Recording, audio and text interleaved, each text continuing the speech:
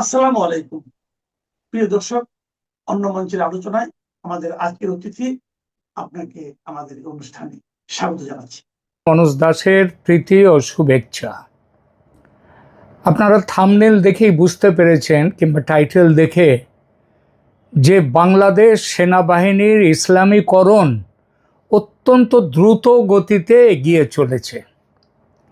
কিভাবে, তার কি প্রমাণ আসছে বাইরে, সেটা নিয়ে আলোচনা করব। আর সেই সঙ্গে আলোচনা করব ভারতের কি দুশ্চিন্তা বাড়ল বাংলাদেশ সেনাবাহিনীর ইসলামীকরণের ফলে, এবং ভারত কি করতে পারে এই পরিস্থিতিতে। দেখুন, এই প্রশ্নটি এখন শুধু বাংলাদেশ নয়, ভারতের সাউথ ব্লক এবং ভারতের সর্বত্র এই আলোচনাটা হচ্ছে যে বাংলাদেশ সেনাবাহিনী বাংলাদেশ তো আগে থেকেই 2024-এর 5ই আগস্টে শেখ হাসিনার পতনের পর থেকে বাংলাদেশ তাদের মৌলবাদী যে ধর্মীয় মৌলবাদ, সাম্প্রদায়িকতা, তার কবলে বাংলাদেশ চলে যাচ্ছিল, চলে গেছেও অনেকটা। কিন্তু বর্তমানে যেটা দেখা যাচ্ছে সেটা হচ্ছে শুধু বাংলাদেশের বেসামরিক যে প্রশাসন এবং সেখানকার মানুষের মধ্যে যে সাম্প্রদায়িকতা এবং মৌলবাদ ভীষণভাবে বেড়ে গেছে।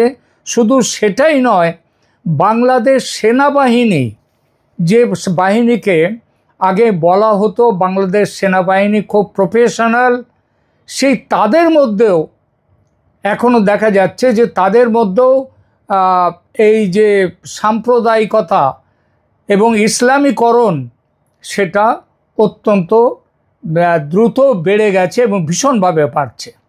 আপনারা জানেন যে বাংলাদেশের শহীদদের স্মরণে সেখানে 1971 সালের মহান মুক্তিযুদ্ধে শহীদ সশস্ত্র বাহিনীর সদস্যদের স্মৃতি সোপান হিসেবে ঢাকা সেনানিবাসের শিখা অনির্বাণ অত্যন্ত তাৎপর্যপূর্ণ একটি প্রতীক। একই সঙ্গে শিখা অনির্বাণ ছাড়াও আরও একটি প্রতীক ছিল, সেটা হচ্ছে শিখা চিরন্তন। এটা বঙ্গবন্ধু শেখ মুজিবুর রহমান যে রেসকোর্স ময়দান থেকে তিনি স্বাধীনতার ঘোষণা দিয়েছিলেন, সেই রেসকোর্স ময়দান, যার বর্তমান নাম সোহরাওয়ার্দী উদ্যান, সেই উদ্যানেও একটি শিখা ছিল, সব সময় জ্বলতো সেই শিখা অনির্বাণ, তার নাম হচ্ছে শিখা চিরন্তন। শিখা অনির্বাণও তার যে গ্যাস সাপ্লাই ছিল সেটা বন্ধ করে দেয়া হয়েছে। শিখা চিরন্তন তারও গ্যাস সাপ্লাই যেটা ছিল সেটা বন্ধ করে দেয়া হয়েছে। এই রাজনৈতিক পট পরিবর্তনের পর সামাজিক যোগাযোগ মাধ্যমে এটা নিভিয়ে দেওয়ার বা সরিয়ে ফেলার যে প্রসঙ্গটা ছড়িয়েছিল, এটা সে সময় অনেকের তরফ থেকে বলা হয়েছিল এটা নাকি গুজব। কিন্তু বাস্তবে শিখা অনির্বাণ এবং শিখা চিরন্তন দুটোরই এখন নিভিয়ে দেওয়া রয়েছে। যদিও সরকার এই ব্যাপারে কিংবা আর্মি তারা এই ব্যাপারে বলছে যে এই ব্যাপারে কোনো প্রাতিষ্ঠানিক সিদ্ধান্ত নেওয়া হয়নি। এটা যদি প্রথমে বন্ধ করা হয়েছিল, বলা হয়েছিল যে গ্যাসের অভাব টভাব ইত্যাদি, তার জন্যে। কিন্তু আদৌ এখন তো আর গ্যাসের সেই অভাব নেই। সকলের বাড়িতে যদি অন্তত চুলা জ্বলতে পারে, তা শিখা অনির্বাণ এবং শিখা চিরন্তনের চুলা আগুন সেটা জ্বলবে না, এটা তো এই রকম ব্যাখ্যাটা তো গ্রহণযোগ্য হয় না। সুতরাং প্রাতিষ্ঠানিক সিদ্ধান্ত ছাড়াই যদি এত বড় সিদ্ধান্ত নেওয়া হয়ে থাকে, তবে সেটা আরও দুশ্চিন্তা কমে না, বরং তাতে আরও দুশ্চিন্তা বাড়ে। বিশেষ করে মুক্তিযুদ্ধের সব স্মৃতিকে মুছে ফেলে দেয়া, সেটা তো শুরু করেছিলেন মোহাম্মদ ইউনূসের অন্তর্বর্তী সরকার। সব প্রতীক, ভাস্কর্য, ঐতিহাসিক বয়ান, সব পরিবর্তন, সংস্কার ভেঙে দেয়া, সব কিছু করা যাচ্ছে। এখন দেখা যাচ্ছে যে সেনানিবাসের ভেতরের এইসব প্রতীকী স্থাপনা, শিখা অনির্বাণ এবং শিখা চিরন্তন, সেগুলোকেও নিভিয়ে দেওয়া হয়েছে। এটা নিশ্চিতভাবেই দুশ্চিন্তার।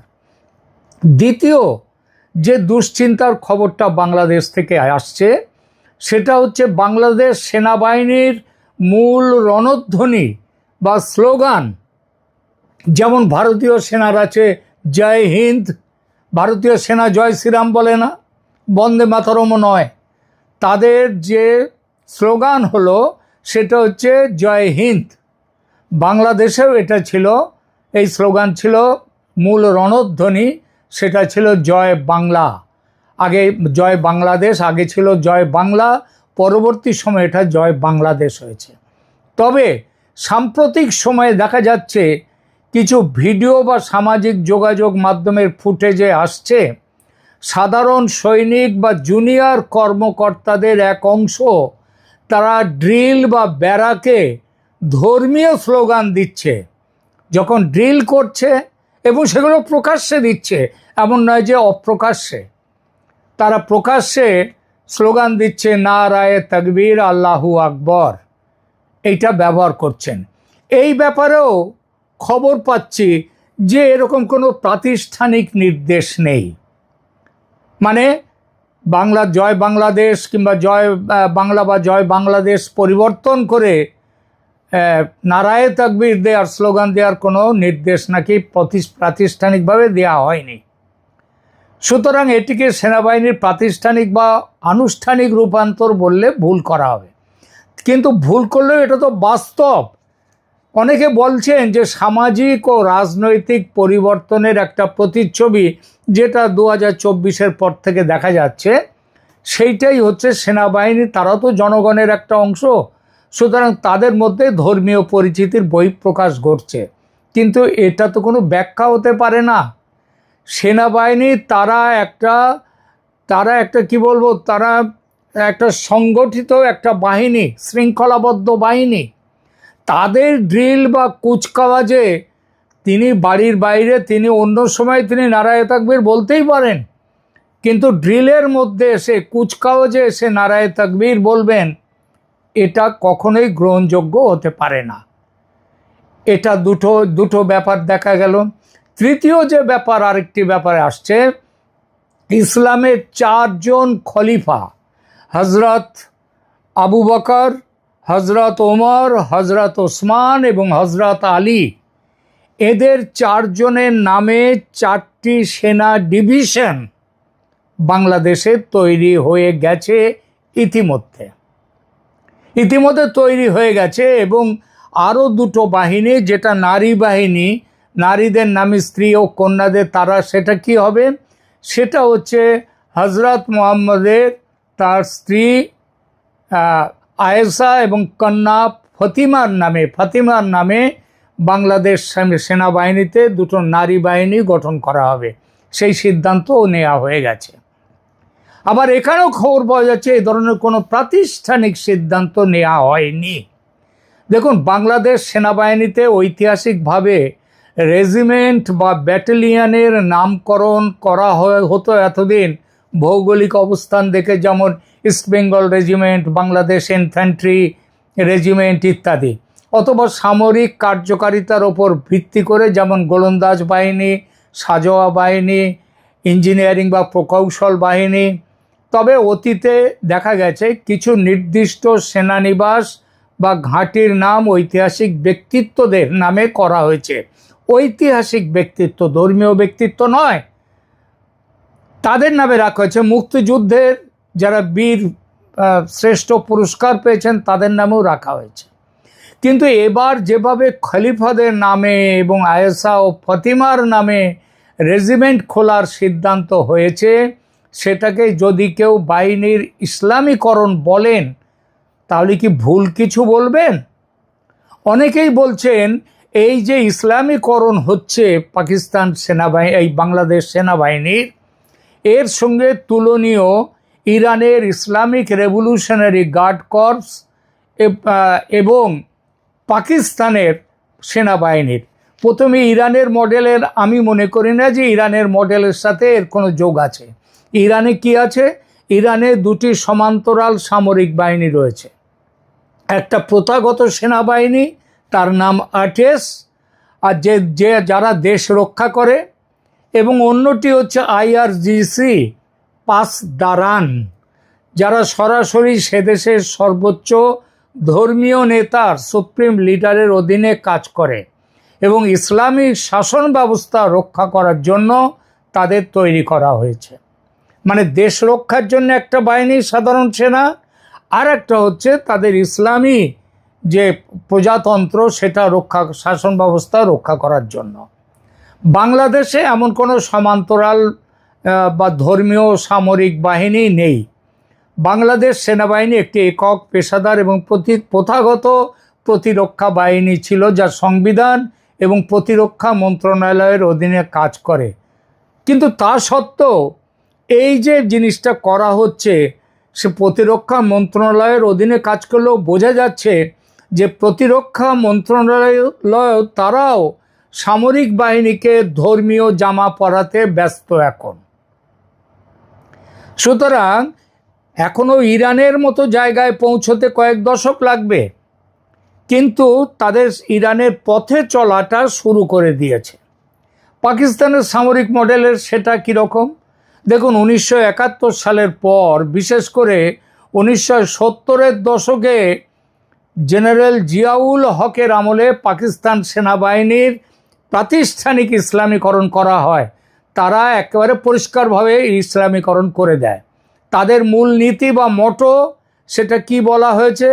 বলা হয়েছে ঈমান, তাকওয়া, জিহাদ ফি সাবিলিল্লাহ। সেখানে সামরিক ডক্ট্রিনেই ধর্মকে মূল উপাদান করা হয়েছে। বাংলাদেশ সেনাবাহিনী তার জন্মলগ্ন থেকেই একটি আধুনিক, পেশাদার এবং ধর্মনিরপেক্ষ বা অসাম্প্রদায়িক মূল্যবোধের ওপর ভিত্তি করে এতদিন দাঁড়িয়েছিল।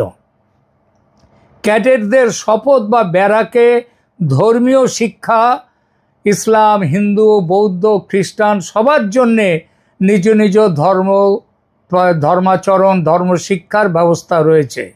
কিন্তু প্রাতিষ্ঠানিক ডক্ট্রিন হিসেবে পাকিস্তানের মতো জিহাদি দর্শন বাংলাদেশ সেনাবাহিনীতে নেই বলা যাবে না। এখন নেই বলা যাবে না, বলতে হবে এগুলো আর ছিল না, কিন্তু এখন চলে আসছে। বাংলাদেশ বাহিনীতে বর্তমানে পরিবর্তন আসছে। কি পরিবর্তন? বাংলাদেশ সেনাবাহিনীতে বেশ কিছু দৃশ্যমান এবং অভ্যন্তরীণ পরিবর্তন আসছে। ধর্মীয়করণের দিকে নজর দিয়ে, হ্যাঁ, পেশাদারিত্বের ব্যাপারে নজর দিয়ে সেখানটায় ওলটপালট করা হচ্ছে। ফোর্সেস গোল 2030, তার আধুনিকায়ন করা হচ্ছে। সেনাবাহিনীর আধুনিকায়নের ড্রোন, মিসাইল, ডিফেন্স সিস্টেম, এগুলো সব নিয়ে আসছে। বেসামরিক প্রশাসন, সেখানেও মাঠ পর্যায়ে সেনাবাহিনী ছড়িয়ে গেছে, এসব ঠিক। কিন্তু তা সত্ত্বেও দেখা যাচ্ছে সামাজিক স্তরে ধর্মীয় মেরুকরণ যেটা ছিল, সেনা সদস্যদের ব্যক্তিগত ধর্মীয় অনুভূতির বহিঃপ্রকাশকে এখন সেনাবাহিনীতে সেগুলো দেখা যাচ্ছে। এটাকে নিশ্চিতভাবেই বলা যেতে পারে যে ইসলামীকরণের প্রথম ধাপ ভালোভাবে শুরু হয়ে গেছে। এইবার এই যে ভালোভাবে শুরু হয়ে গেল, বাংলাদেশ সেনাবাহিনীর এই যে বিষয়গুলো, এই যে পরিবর্তন আসছে, নিশ্চিতভাবে পাকিস্তানের মতো না হলেও, ইরানের মতো না হলেও মুক্তিযুদ্ধের অসাম্প্রদায়িক চেতনা, সেই চেতনাকে এখন ছুঁড়ে ফেলে দেয়া হয়ে গেছে প্রায়। বিগত রাজনৈতিক পট পরিবর্তনের পর বাংলাদেশের সামগ্রিক রাষ্ট্রীয় বয়ান থেকে 1971 সালের মুক্তিযুদ্ধের ধর্মনিরপেক্ষ ও অসাম্প্রদায়িক চেতনাকে তার অবমূল্যায়ন এবং তাকে বিদায় দেওয়ার চেষ্টা লক্ষ্য করা যাচ্ছে। সেই প্রেক্ষিতে এই যে সেনাবাহিনীর ইসলামীকরণ করা হচ্ছে, এটা বাংলাদেশে বর্তমানে দক্ষিণপন্থী এবং ইসলামীপন্থী দল বা গোষ্ঠীগুলোর রাজনৈতিক প্রভাব ও তাদের গ্রহণযোগ্যতা আগের চেয়ে অনেক বেড়েছে, এবং তারই ফলশ্রুতি এই ধরনের যে পরিবর্তন সেগুলো। এবং এই পরিবর্তন যতদিন না আগে পাকিস্তানের সেনাবাহিনী যেভাবে আগে বলতো নিজেদের, এখনও বলে সেইটাই, তারা নিজেদেরকে বলে ডিফেন্ডার্স অফ ইসলামিক ফ্রন্টিয়ার্স, ইসলামের রক্ষক হিসেবে তারা নিজেদের জাহির করে পাকিস্তান, সেটা প্রাতিষ্ঠানিকভাবে। কিন্তু বাংলাদেশের সামরিক বাহিনীর মধ্যে এই ধর্মীয় পরিচয়ের চেয়ে জাতীয়তাবাদের পরিচয় আগে বেশি ছিল, সেটা এখন পাল্টে যাচ্ছে। কেন এটা পাকিস্তানের পর্যায়ে যদিও যাওয়াটা একটু কঠিন হবে, কারণ এই কঠিনতার কারণ হিসেবে ভারতের একটা ভূমিকা এখানে থাকবে। সেই আলোচনা ভারতের সম্পর্কিত মহলে, প্রতিরক্ষা মহলে কিন্তু আলোচিত হচ্ছে। কেন? কারণ দেখুন, বাংলাদেশের যে অবস্থান সেটা কিন্তু ভারতের 3 দিকে ভারত, আর তার পেটের মধ্যে হচ্ছে বাংলাদেশ। একদিকে কিছুটা হচ্ছে, সামান্য কিছুটা মায়ানমার, এবং বাকিটা হচ্ছে কিছুটা হচ্ছে বঙ্গোপসাগর, কিন্তু 3 দিকে ভারত ঘেরা। ভারত নিশ্চিতভাবেই পাকিস্তানের সামরিক বাহিনীর ইসলামীকরণকে সহজে মানবে না, কারণ তাতে ভারতের দুশ্চিন্তা বাড়বে। এটা অসুবিধাটা কি? দেখুন, শেখ হাসিনার আমলে বাংলাদেশে জনগণের মধ্যে একটা ভারত বিরোধিতা ছিল, কিন্তু সেনাবাহিনীর নিরপেক্ষতা, অসাম্প্রদায়িক সেনাবাহিনীর চেতনার জন্যে সেখানকার সাধারণ মানুষের একরকম ধারণা ছিল, কিন্তু সেনাবাহিনী তাদেরকে সামলে রেখেছিল। এখন যদি সাধারণ মানুষ এবং তারাও যদি সাম্প্রদায়িক হয় এবং ইসলামীকরণ হয়ে যায় যদি সেনাবাহিনীর, তবে তার নিশ্চিত প্রভাব পড়বে ভারতের ওপর। এর ফলে ভারতকে চিন্তা করা ভারতের ইতিমধ্যে শুরু হয়ে গেছে, কারণ ভারতের দুশ্চিন্তা বাড়ছে। এই দুশ্চিন্তা বাড়বার পরিপ্রেক্ষিতে ভারত কতদিন চুপ করে থাকবে সেই আলোচনা একটু করতেই হয়। ভারত চুপ করে কতদিন থাকবে? আর এই রকম যেভাবে চলছে এখন বাংলাদেশ, ইসলামীকরণ যেভাবে হচ্ছে সেনাবাহিনীর পর্যন্ত, সেখানে শেখ হাসিনা 6 মাস কিংবা 1 বছর পরে, 6 মাসের মধ্যে তিনি ফিরবেন বলেছেন। এই ফেরাটা যত দেরি হবে ততে ইসলামীকরণ বেড়ে যাবে সেখানকার সেনাবাহিনীর মধ্যে। এবং শেখ হাসিনা ফিরে যাবেন কোন দেশে? যে দেশের সাধারণ মানুষ, সেনাবাহিনী, প্রশাসন সবার মধ্যে ইসলামীকরণ, সেখানে ফিরে গিয়ে তিনি অসাম্প্রদায়িক চেতনাকে পুনরায় প্রতিষ্ঠিত করবেন কিভাবে? কিন্তু ওই জন্যই বলছি, ভারতের হাতে এখন একমাত্র বাজি, যাকে নিয়ে বাংলাদেশকে আবার পুরনো সেই অসাম্প্রদায়িক জাতীয়তাবাদী রাজনীতিতে, ধর্মীয় রাজনীতিতে নয়, জাতীয়তাবাদী চেতনায় ফিরিয়ে নিয়ে আসার, মুক্তিযুদ্ধে ফিরিয়ে নিয়ে আসার, সেই দিনে সেই চেতনায় ফিরিয়ে নিয়ে আসার একজনই মাত্র মানুষ আছেন, এখন নেতা আছেন, তার নাম শেখ হাসিনা। আজকে যে বারবার বলা হচ্ছে শেখ হাসিনা 6 মাসের মধ্যে ফিরবে, আমি আপনাদেরকে আগেই বলেছি অক্টোবর, ম্যাক্সিমাম নভেম্বরের মধ্যে, ডিসেম্বর অবধি যাবে না, তার আগেই শেখ হাসিনা ফিরবেন বাংলাদেশে। শেখ হাসিনা বাংলাদেশে ফিরবেন কি এদের উপর নির্ভর করে, যেখানে সেনা পর্যন্ত তাদের ইসলামীকরণ হয়ে যাবে, বাংলাদেশ হয়ে যাবে, বাংলাদেশ সেনা হয়ে যাবে পাকিস্তানের সেনা, বাংলাদেশ সেনা হয়ে যাবে ইরানের ইসলামিক রেভলিউশনারি গার্ড কর্পসের মতো, IRGCর মতো। সেখানে যাবেন, সেখানে তো বিচার পাবেন না, যাবেন শেখ হাসিনা, কিন্তু তিনি এককভাবে, একাভাবে না। তার আগে আবার বলি, ভারতের দুশ্চিন্তা বেড়ে গেছে বাংলাদেশ সেনাবাহিনীর এই ইসলামীকরণে, এবং ভারত আর বেশি দিন চুপ করে থাকবে না। খেলা ইতিমধ্যেই শুরু হয়ে গেছে। শেখ হাসিনাকে ফিরিয়ে নিয়ে যাওয়ার সমস্ত গুটি সাজানো শুরু হয়ে গেছে। সেই গুটি এখন বলবো না, তার কিছু কিছু খবর নিশ্চয়ই পাচ্ছি, অবশ্যই পাচ্ছি, কিভাবে তিনি ফিরবেন। তবে একটা জিনিস শুধু বলে যায়, অক্টোবর খুব বেশি হলে নভেম্বর, তার মধ্যেই শেখ হাসিনা ওখানে ফিরছেন, এবং তার একটি চুলও পর্যন্ত কেউ স্পর্শ করতে পারবে না, এমনভাবেই তিনি ফিরবেন। ভারত কোনো রকম এখানে কোনো ইফস অ্যান্ড বাটস রাখছে না। ভারত পুরোপুরি তৈরি করে শেখ হাসিনার ফিরে যাওয়ার সমস্ত কিছু একদম পাকাপাকি স্থির করে, তার নিরাপত্তা নিশ্চিত করে তারপরে শেখ হাসিনাকে বাংলাদেশে নিয়ে যাবে, ফেরত পাঠানো হবে। সেই দিনটা খুব দেরিও নয়, দূরেও নয়, কারণ এই সেনার ইসলামীকরণ বাংলাদেশে ভারতকে আবার একটা বড় ঝটকা দিয়েছে। ভারতকে খুব দ্রুত সিদ্ধান্ত নিতে হবে এবং সেই সিদ্ধান্ত ভারত নিয়েছে। এইটুকু বলেই এখনকার মতো রাখছি। ভালো থাকবেন, ধন্যবাদ।